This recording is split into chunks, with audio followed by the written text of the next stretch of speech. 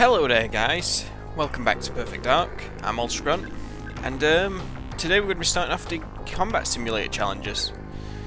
I'm going to break up these challenges like one per video, and about halfway through the challenges I'll finish off the firing range. And then after that we'll go into finish off the game by getting the rest of the cheats unlocked, and then I'll just show off some fun stuff in the game. So, Combat Simulator is the multiplayer mode. On the Xbox version you can like go on Xbox Live and play with people as well and stuff, but on the Nintendo 64 you're just limited to the 4-player split screen, and you can play against bots and stuff. It's pretty cool. So, yeah, it tracks your statistics as well, which is cool. Now I was going to use this until I realised that this, for some reason, on the cloud storage I've got this already. I don't know if this is linked to just my username, like my gamer tag in general, or if this is because it's on the cloud storage as well. I'm not 100% sure, so unfortunately I can't track the stats from the start. But oh well. So you can pick a character. One cool thing is if you've played Crackdown 2, you can unlock an extra character here. But I'm probably just going to use regular Joanna, maybe the trenchcoat one or something, I don't know. Actually, let's go and we'll just switch up the character every single level or something, every single challenge. You can also change the heads that are on the bodies if you want to do it. You can have like things like you can have a secretary with guy's head, etc, etc.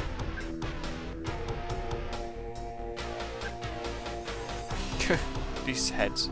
Oh, let's use that one. Look at his face. Right, so anyway, to get to challenge mode, you go in game settings and you pick challenges.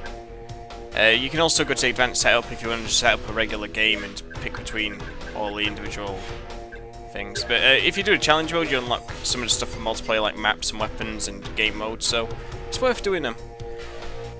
So let's start off this video with challenge 1. A challenge against basic simulants using standard weaponry.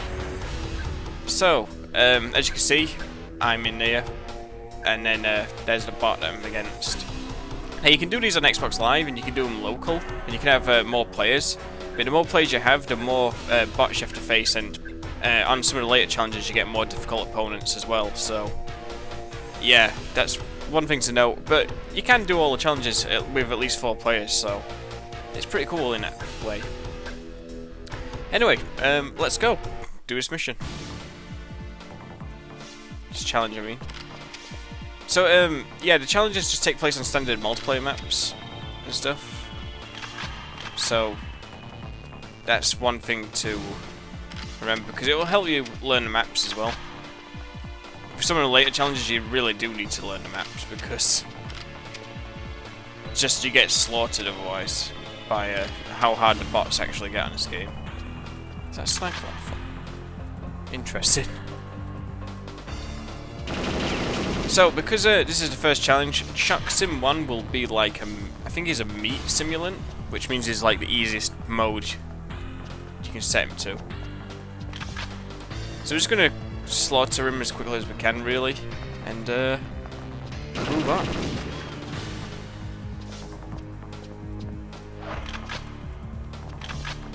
I'm just gonna do that. Maybe we'll run into it.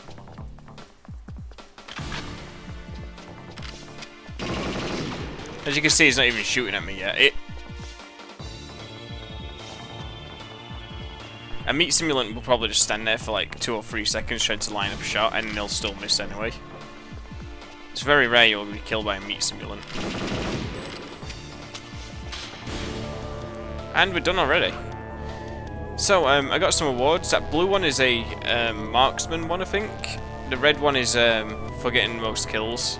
There is also a green one for accuracy, and there is also a yellow one, which I can't remember what it's for.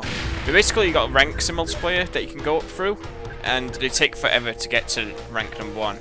You start off at like, I think it's number 21, and then you just move on to other other ones. But yeah, yellow one's headshot, green one's accuracy, red one's killmaster, and blue one's survivor. So just, you know, survivor is just for not dying much, headshots for most headshots, accuracy is for the best accuracy.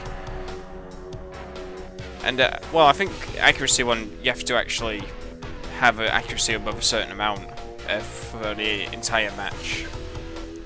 I'm not sure. It's very hard to understand it. Like, it's very hard to understand what does what for those missions, but I mean for those awards.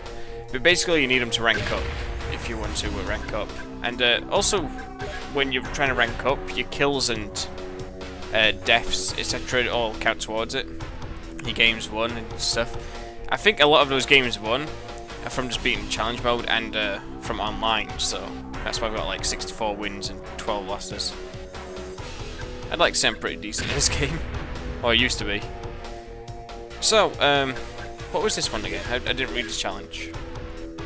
Now, because these first couple of challenges are really quick and easy, I'm going to actually stick to first two. I'm going to stick the first 2 or 3, possibly 4, into the first video, and then from then on it'll be 1 challenge per video, unless they're really short. So this is just a basic one where we get rocket launchers as our weapon set. I can't really hear the TV, believe it or not.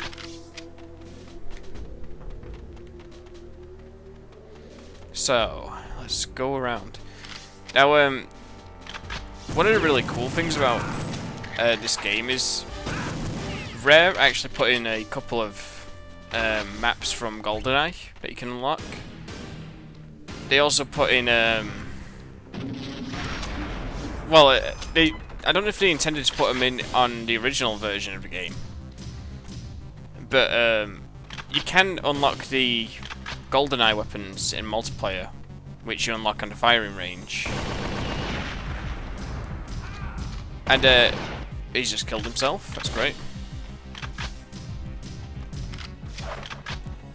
But yeah, I don't know. But they weren't on the original game. You couldn't use them in the multiplayer mode, which was kind of weird. But they added them in on this version, I believe. I think you can actually set them on the weapons menu as a multiplayer weapon.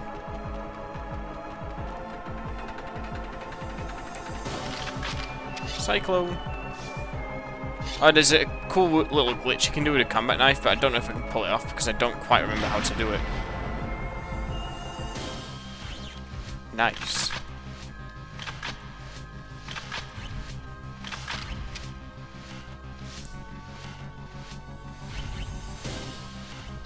So the multiplayer plays like GoldenEye, if you've played GoldenEye, which is not a bad thing,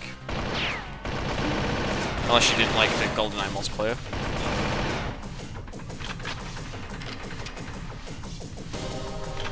But it's pretty well. It's pretty good to play. They've got a lot of variety. Like, they've got all the weapons from the single player in it. Obviously, they've got the GoldenEye weapons. There's a lot of maps to choose from once you unlock them all through the challenge mode. And yeah, you can just have bots on as well, which makes the game a lot of fun, especially with 4 people. Because if you've got 4 players and you're all facing really difficult bots, like 4 against 8 or something, it's really fun.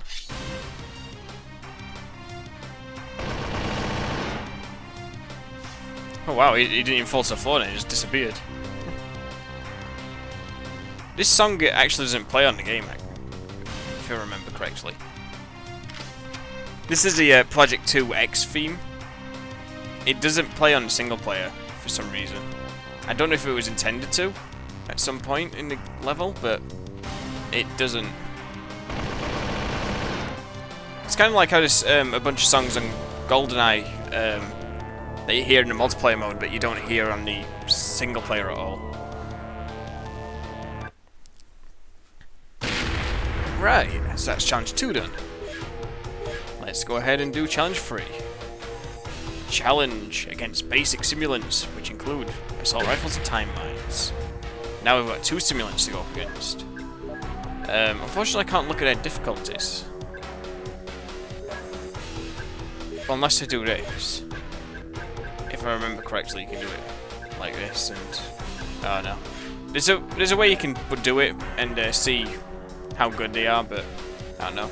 They're most likely meat simulants, if not easy. So we'll just continue. It shouldn't be too bad. It's only challenge 3, so, and there's 30 challenges altogether. It'll be a little while before we start getting anything too difficult.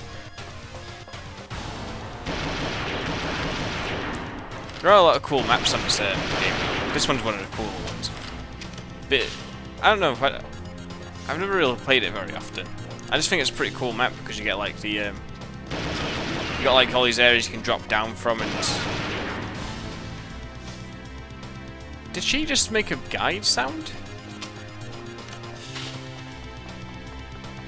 I don't know.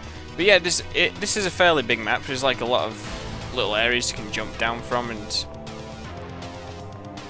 just a lot of little walkways here and there. Ooh, mine. I think that's stuck.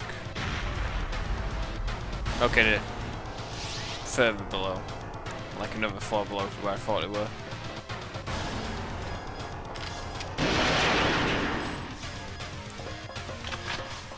Where's the other one?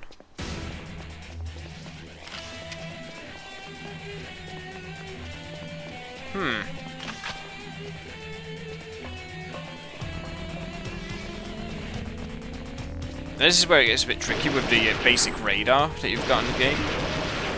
Like trying to hunt down the other players.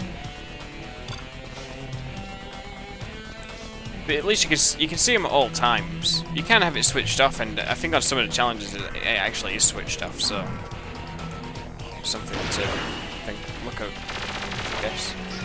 No, I want to stick it to him. There we go, in the armpit. That's one of the cool things about the mines on this game. Like, they just stick to players. It's pretty fun. We're doing pretty well so far, though. We've not died once. So, let's move on to challenge 4. And you can go ahead onto other challenges, but as you beat a challenge, you'll unlock another one, so it's sometimes just worth doing them in order anyway, just because they just build you up, help you get used to the game.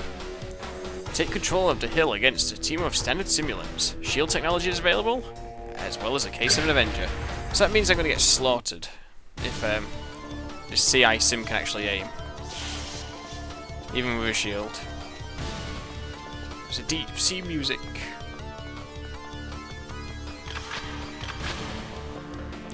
More dragons.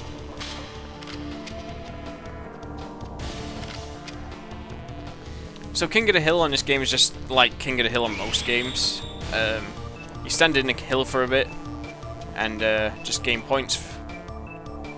On this game, every single hill has like a set time limit in it. Once that time is run out, through players being inside it, it moves to another location.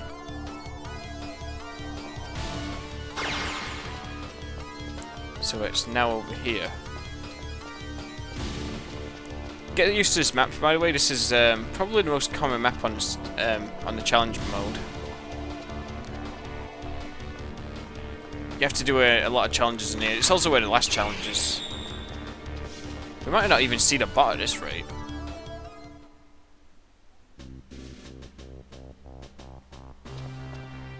This music does not fit multiplayer at all.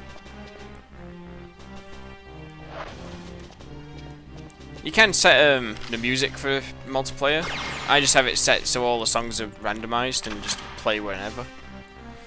But if you want to switch it up, you can do it in one of the menus. So I'll show it off before I end. But it's good for if there's just like songs you don't really like in the game, or you don't really want to hear in multiplayer, and then you can just switch them out. Or you can have it set so oh, he just walked into my dragon.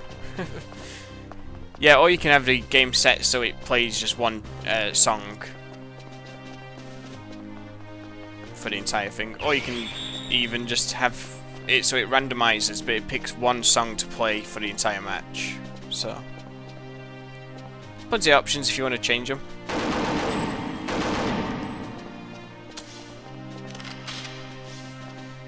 tell you something, some of the later challenges are going to be difficult as hell. There's quite a few challenges that I just suck at so badly. I believe once you beat all 30 challenges though on the Xbox version you get an achievement, so if you like getting achievements then there you go. Just you gotta do all these eventually at some point. I can't remember if there's any other multiplayer achievements linked on this game. Look at that, it's so overpowered the K7 Avenger.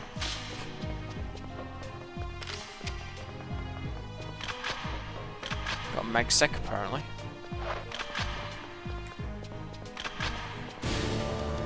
And we win. That wasn't too hard. My voice just cracked.